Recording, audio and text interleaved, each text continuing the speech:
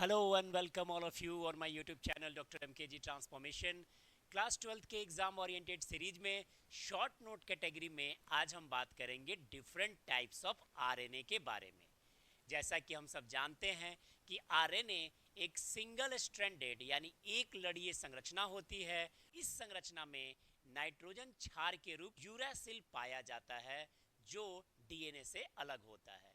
अगर हम different types के आरएनए की बात करें तो तीन प्रकार के आरएनए की चर्चा होगी, जिसे हम राइबोसोमल आरएनए यानी आरआरएनए, एमआरएनए और टीआरएनए की बात करेंगे।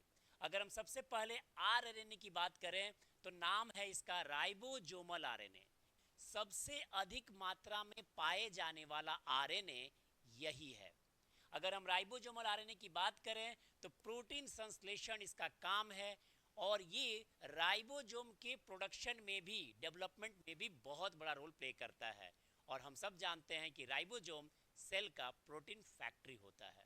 अगर हम दूसरे टाइप्स के राइबोसोम की बात करें तो हम देखेंगे ट्रांसफर आरएनए को।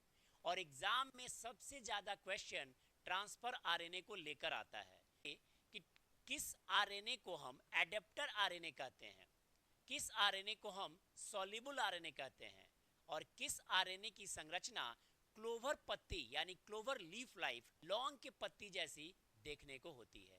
तो इन तीनों के जवाब आप टीआरएनए को देंगे।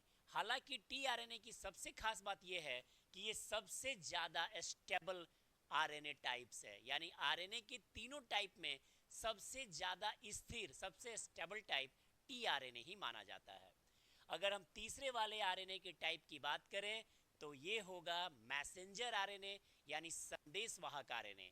और ये जो आरएनए होता है वो डीएनए से संदेश लेकर राइबोसोम तक पहुंचाता है। वो कोडोड के भाषा में रहता है वो संदेश, जो डीएनए से लेके राइबोसोम तक पहुंचाया जाता है। इसे हम टेम्पलेट आरएनए कहते हैं। इससे भी बहुत सारे क्वेश्चन आए हैं और ये प्रोटीन के निर्माण में रोल प्ले करता है। एंड सबसे इंपॉर्टेंट कि इन सभी आरएनओ में सबसे कम इस लेस स्टेबल जो आरएनए टाइप है वो मैसेंजर आरएनए या एमआरएनए है। एग्जाम के लिए ये बेहद इंपॉर्टेंट